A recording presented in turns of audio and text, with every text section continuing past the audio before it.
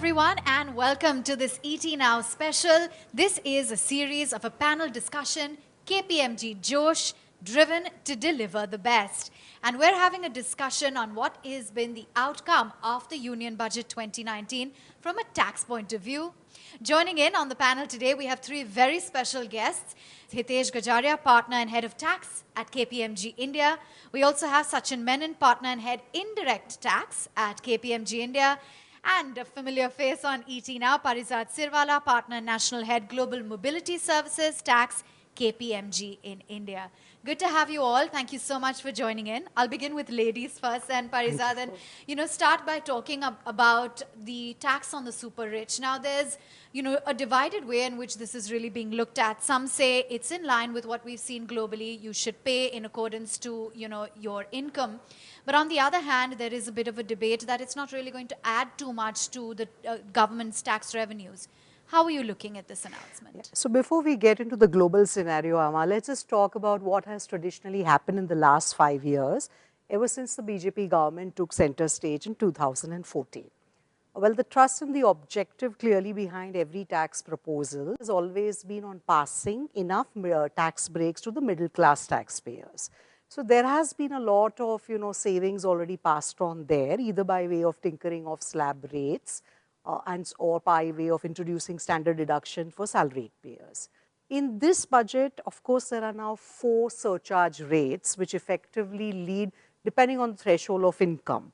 So your highest peak maximum marginal rate can go up to as high as 42.744%, which is only for people above 5 crores. And then, of course, you have the 2 crore to the 5 crore bracket, which triggers another higher tax rate of around 37%. So there is a significant tax outgo for people in line on the premise that people who are high income earners should contribute to the nation building.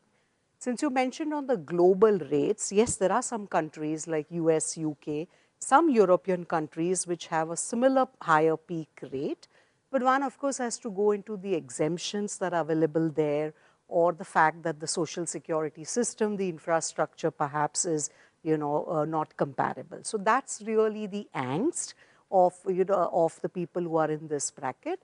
But just a little bit of statistics as to who exactly falls within this bracket. So I was reading media articles, and also the some part of the memorandum and the speech mentions that roughly the government exchequer expects to collect around 10,000 crores by virtue of the super rich taxation.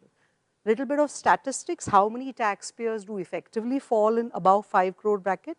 Well, I'm told a very minuscule number of roughly 3,000 to 5,000 taxpayers. So how much will the yield come through the super rich is actually a question of how the maths is going to work. Sachin, would like to get in your perspective as well. What is the view on the increased customs duty that has been adopted? Do you think that this too is a move that's been taken in line with what we've seen globally and will help improve the overall global trade? Well, I think there are different views on this increase in the customs duty. The basic customs duty rate has been increased from 10 to 15%. So some allege that it is a protectionism. But the question is that when you say protectionism means that you have basically those industries manufacturing this item already present there, you want to protect them, which is not the case in our scenario. In this case, we are promoting manufacturing that in India. We don't have a base, so we would like to build up that base. And that is the objective of selected increase in the customs duty.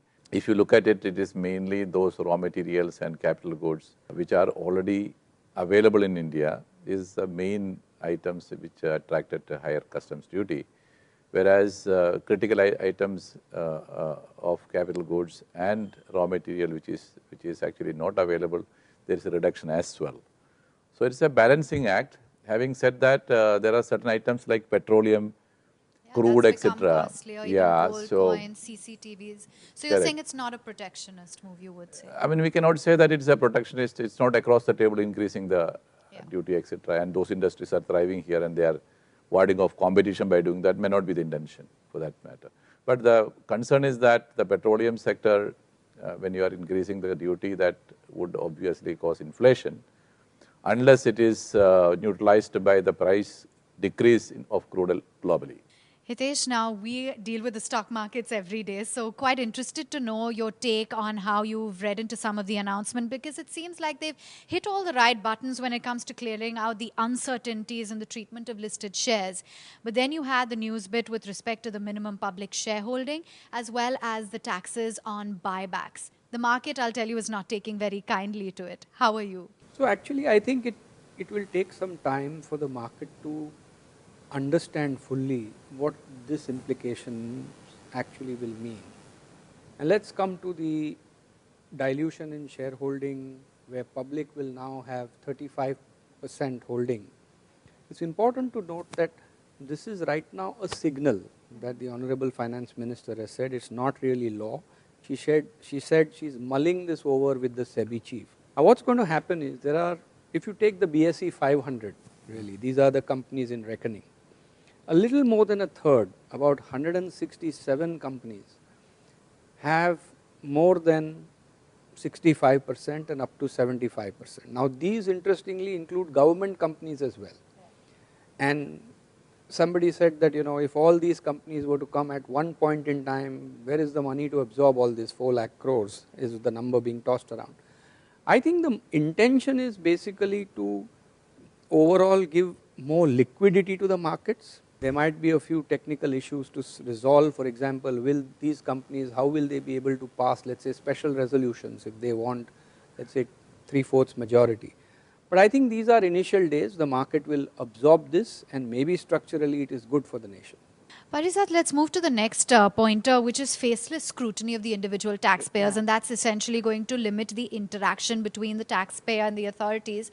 We're relying a lot on technology now for this. Do you think it's high time we make such a move, or there is a little bit of a concern? Yes, I mean, technology is pervading every aspect of life now, and again, if you go back behind the intention, this government is really investing a lot in path-making technology. They are doing a lot of data analytics. They have given names to technology projects like Project Insight, which is really picking up, data from various sources. On one hand, you have banks, financial institutions, mutual funds sharing a lot of data mandatory under the law for certain threshold transactions. So clearly it's the order of the day, and they have made again their announcement pretty clear. They also want to dispel the myth of any tax terrorism and harassment, with the whole objective again being of ease of compliance, and taxpayers should not really shy away from filing their tax returns. So what was earlier also proposed is perhaps found its way again in the fine print this year, is that now randomly you'll never see the face of your tax officer or a regulator. So it's a very welcome move actually, because you'll get electronic notices if they want to audit you, but you'll simply not know from which assessment unit it's coming from. So I think it's a step in the right direction, and that's what is meant by absolute faceless scrutiny. Yeah, step in the right direction. And what really isn't, Sachin, at least from what the market participants and individuals like you and me would be impacted by, is the increasing of duties on petrol and diesel. We're dealing with inflation that is on the higher side right now. What does this do to the overall inflationary pressure? And do you think it was a move that was disciplined but much needed, or a tad unfair? Unless and until if that price reduction is balanced by the duty hike, there would be a inflationary pressure on the prices of everything, because basically the petroleum products are used everywhere for power, for manufacture, for transport. So it is impacting all the kind of supplies and services. Perhaps it may not show off immediately, but as and when the prices go up, it will definitely show off. Hitesh, I'm curious as to how you've read into the moves for the startup industry, and I only ask because we're seriously moving in that kind of a direction in India. There have been some additional tax incentives that have provided, and doing away with scrutiny in respect to investments. Does this all in all help to boost the startup ecosystem, or are these just baby steps? So I would think it's certainly a step ahead, forward in the right direction. You must remember that the finance minister's talk on scrutiny will or cannot find place in the finance bill. But I would expect that there will be a circular, enabling circular, which will guide the tax officers to refrain from scrutinizing the startups, especially those who have got in share capital at valuations which perhaps the tax office believes is not the right valuation. As far as the other incentives are concerned, certainly there is a move to incentivize more and more startups, to create this ecosystem and culture, to be protective and nurturing of them. So I think it is a step in the right direction, if you ask me. What about treating NBFCs at par with housing finance companies for taxation of interest income on NPAs? That's being looked at as a welcome move. Yeah, that's also a welcome step. Earlier, and it's not that this issue was not earlier known. There was litigation on this, and most likely the companies were winning because the concept of real income really demanded that you tax somebody only on the income which is actually received or capable of being received. If the debt itself is an NPA, then there is no point in taxing a notional income, if you will. Now, the fact that they have brought this on par with other financial intermediaries is again a welcome step, and it provides relief to the NBFCs.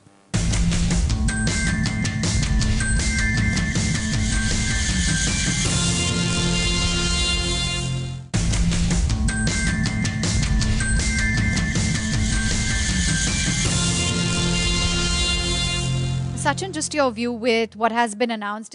I think it comes as a relief by the finance minister, the Sabka Vishwas legacy dispute resolution scheme, in terms of closure of disputes and litigations. It's faster relief. Well, I think this dispute resolution scheme which is proposed is a step in the right direction, because nearly about 4 lakh plus crore amount is trapped in the litigation under the old regime. This scheme would go in a big way in allowing the people to opt for settlement of this out of court, and it will declog the dispute forums going forward. And the scheme is built is designed in a way that it is very attractive. It proposes to give 50% to 70% reduction in the total disputed amount. So, for example, if you have a show cause notice and a demand of 100 crore plus penalty and interest, the penalty and interest is completely waived, and the disputed amount you have to pay only 30%, 70% is excused. And different upon which category such kind of disputes falling, it is the relief is 50% to 70%. That is the bracket. So it is a very welcome step.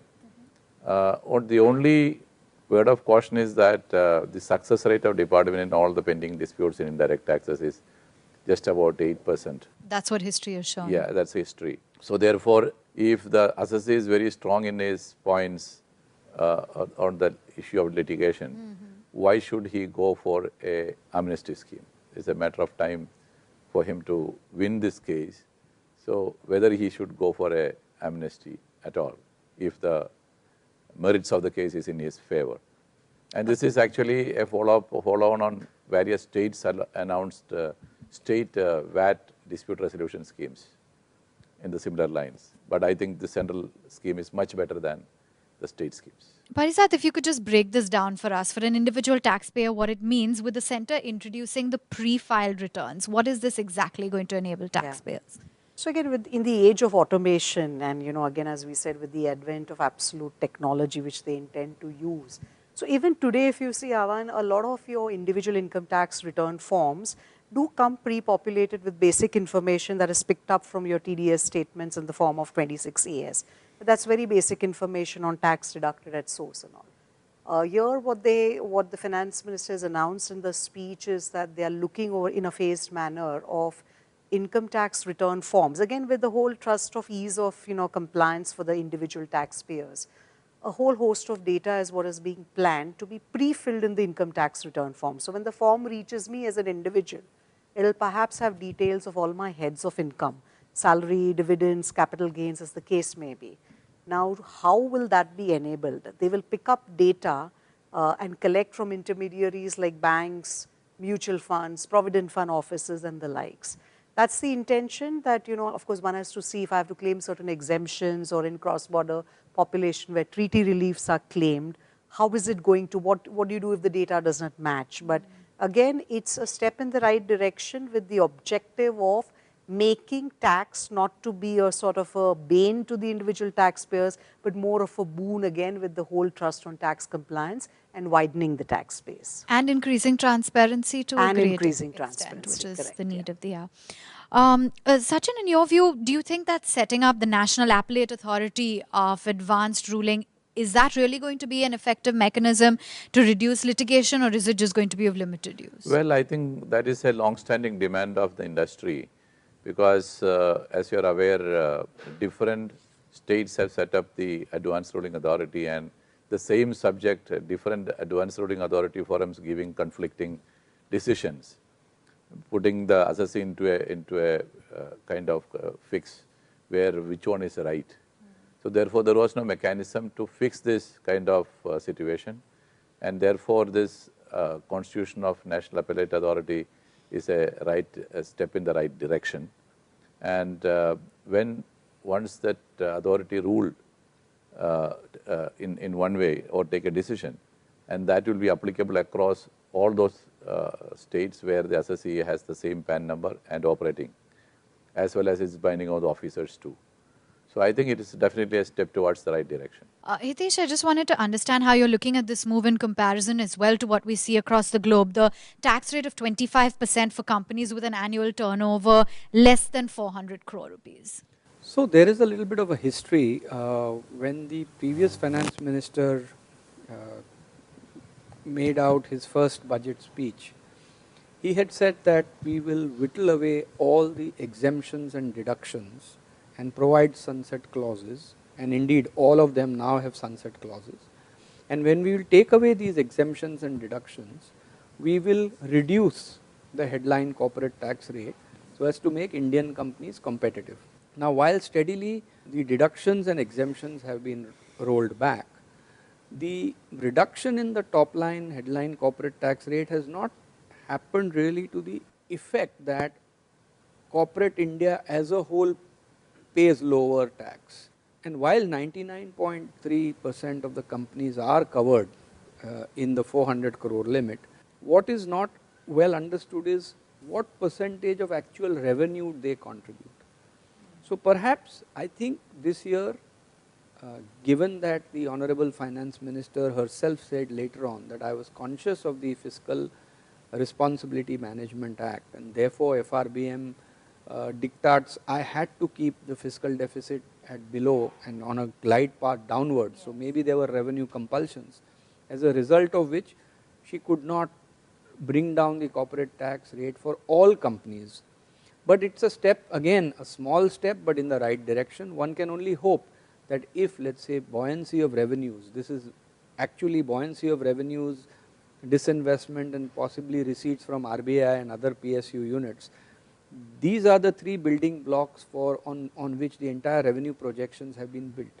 If these come into play well during the course of the year that is still remaining, then maybe one can hope that over a period of time Indian corporate tax rates, headline rates at least, will be brought down, especially given that today India has one of the highest corporate tax rates in the world. UK, US, Singapore, Hong Kong, you name it, countries have brought down their tax rates to make their companies more competitive. Also, when it comes to opening up of FDI in various sectors, given the fact that we had seen a secular fall in the FPI and FDI flows, opening up these segments, how much of a welcome call is it? So FDI, again, the intent is to bring in more and more sectors into as much relaxation as possible. A case in point is, for example, single brand retail trading, where 30% sourcing condition is sought to be further relaxed. Now this is a very welcome move, because really, if you really want in actuality foreign investment to come in that single brand retail trading sector, you are going to relax those conditions to make really that investment workable in the Indian context. I think these are steps. Another one is, for example, NRI, let's say, and the FPI limits being combined. Now what used to happen was that NRI investments were at a particular cap, FPI investments were at a particular cap. Often the NRI portion did not get fully consummated. FPIs were left, completely busting the cap there, and therefore there was need, if they had merged this, that possibly more FPI flows could make up for the lack of NRI flows. So again, this is a welcome move, and government is on the path to attract more and more foreign investment, because private investment is what's going to drive the economy forward with consistent 8% growth to make India a $5 trillion economy in the next few years. Let's move on. And Parizad, since we get a lot of questions on NPS, the NPS withdrawal exemption has been hiked now to 60% from an earlier 40%. Can you break it down as to what exactly this means? So actually they had come out with a press release in December 2018 itself. So that's just sort of been enacted in the finance bill right now. See, the whole idea is to always make NPS as a complete exempt mechanism. That because earlier, you know, whatever you withdraw on complete withdrawal or opting out of the scheme, which is now 60%, is fully tax exempt. Balance 40% as per the scheme is anyways you have to mandatorily annuitize. So again, here the objective as a retirement product NPS, which is governed by the PFRDA regulator, it's now fully exempt as a retirement savings. Okay, so let's nail it down then from all of you. I just want to understand, what is the overall view from an indirect tax perspective? Do you think that all of the announcements made by the finance minister were rather realistic in nature and there weren't too many promises that have been given and therefore it can be achieved? How would you rate it on 10, Sachin? It is the step in the right direction, because it is necessary for giving an impetus to the Indian industry, the manufacturing sector, which are to kind of achieved in raising the customs duties, etc. And GST is already there, so there is a certain amount of certainty in terms surrounding what could be the tax impact, etc. Slowly and steadily things are settled down. At this point in time, I think this budget is giving a much needed stability. Parizad, what about you? From, if you're not the super rich, then the other categories of an individual taxpayer, retired person, what do you think? Has the budget been fair? So I think, you know, as Sachin mentioned, there was a goal path, there was a destination clearly laid down even in the prior budgets, including the interim. I think they've inched closer towards achieving that destination. Of course, keeping in mind the, you know, the tightrope balancing of the fiscal deficit as well. I've said it earlier also, so I would also, you know, play safe and say 7 on 10, even as far as the personal tax proposals. With some welcome changes we saw in terms of ease of compliance as well. All right, so we have some fairly decent ratings coming in, a 7 on 10. Would you concur, or do you think that when it comes to corporate tax is not quite kind? So one thing struck me, which was the sincerity with which the finance minister actually spoke in her budget speech. And I am quite hopeful that if we are able to carry through what she has stated, then this would be a path-breaking budget in more ways than one than people realize today, because there is clearly a statement of intent to carry through a lot of things over the next 10 years. And I think for me, that is the single most important factor, to see how much of it actually is executed over the years. So if we actually see execution of the budget, then a path-breaking one, as Hitesh described it. And on that positive note, I'll wind it down on this discussion. This was the KPMG Josh, driven to deliver the best. Thank you so much for watching.